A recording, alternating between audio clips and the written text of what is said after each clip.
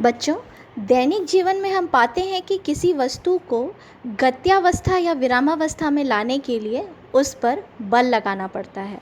जैसे यदि टेबल पर अगर कोई पुस्तक रखी है तो वो पुस्तक टेबल पर उस समय तक रखी रहेगी जब तक कि उस पर कोई बाह्य बल न लगाया जाए। यानी पुस्तक जो है वो स्वतः ही अपनी अवस्था में परिवर्तन करने में असमर्थ है। इसी प्रकार यदि कोई गेंद जो है वो मैदान पर अगर लुढ़क रही है तो वह उसी वेग से उसी दिशा में उस समय तक लुढ़कती रहेगी जब तक कि उसे हम बाह्य बल लगाकर रोक न लें। व्यवहार में हम पाते हैं कि फर्श जो लुढ़कती हुई गेंद है मैदान में वो कुछ दूरी तय करने के बाद रुक जाती है। क्यों? क्योंकि फर्श और गेंद की संपर्क सतहों के बीच में एक गति विरोधी बल यानी घर्षण बल कार्य करता है जो उसकी गति का विरोध करता है और गेंद को रोक देता है। यदि मान लीजिए, थोड़ी देर के कल्पना कीजिए कि यदि ये घर्षण बल का मान 0 हो जाए तो क्या होगा? गेंद उसी वेग से उसी दिशा में चलती रहेगी।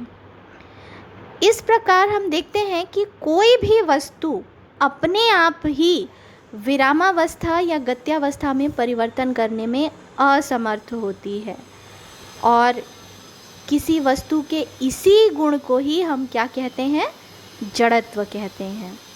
तो बच्चों, जड़त्व को यदि हम परिभाषा के रूप में लिखना चाहें तो वो इस प्रकार होगी: किसी वस्तु का वह गुण जिसके कारण वह अपनी विरामावस्था या गत्यावस्था में स्वतः ही परिवर्तन करने में असमर्थ होती है, वह उसका जड़त्व कहलाती है। वैसे बच्चों, जड़त्व 3 प्रकार के होते हैं: विराम का जड़त्व, गति का जड़त्व और दिशा का जड़त्व। बच्चों, हम इस तीनों प्रकार के जड़त्वों के दैनिक जीवन से उदाहरण को अभी अनुभव करेंगे। विराम के जड़त्व में सबसे पहला उदाहरण जो हम दैनिक जीवन में अनुभव करते हैं, आप लोगों ने भी अनुभव किया होगा कि मोटर कार या किसी बस या कोई भी गाड़ी है, वो एकाएक चलने पर उसमें बैठा व्यक्ति जो है वो पीछे की ओर गिर जाता है। इसका कारण क्या है? इसका कारण ये है कि विराम के जड़त्व के कारण मोटर जो गाड़ी है उसके एकाएक चलने पर उसमें बैठे व्यक्ति के शरीर का नीचे का भाग जो है वो गतिशील हो जाता है, परंतु जो ऊपर का भाग है वो जड़त्व के कारण क्या रहता है? विरामावस्था में ही रहता है। अतः मोटर कार के एकाएक चलने पर उसमें बैठा व्यक्ति जो है वो पीछे की ओर गिर जाता है। विराम के जड़त्व में दूसरा उदाहरण है: यदि एक गिलास के ऊपर कार्ड और कार्ड के ऊपर सिक्का रखकर यदि कार्ड को तेज़ी से धक्का दिया जाए तो सिक्का जो है वो ठीक ग्लास के अंदर गिरता है। इसका क्या कारण है? इसका कारण ये है कि शुरुआत में तो कार्ड और सिक्का दोनों विरामावस्था में होते हैं, लेकिन जैसे ही कार्ड को हम तेज़ी से धक्का देते हैं तो कार्ड जो है वो गत्यावस्था में आ जाता है, किंतु हमारा जो सिक्का ऊपर रखा हुआ था वो जड़त्व के कारण विरामावस्था में ही रह पाता है। इसीलिए कार्ड आगे बढ़ जाता है, सिक्का ठीक गिलास में गिर जाता है। तो इस प्रकार से हम विराम के जड़त्व के कई सारे उदाहरण जो है हम अपने दैनिक जीवन में देख पाते हैं। चलिए अब देखते हैं कि गति का जड़त्व हम कहाँ देखते हैं।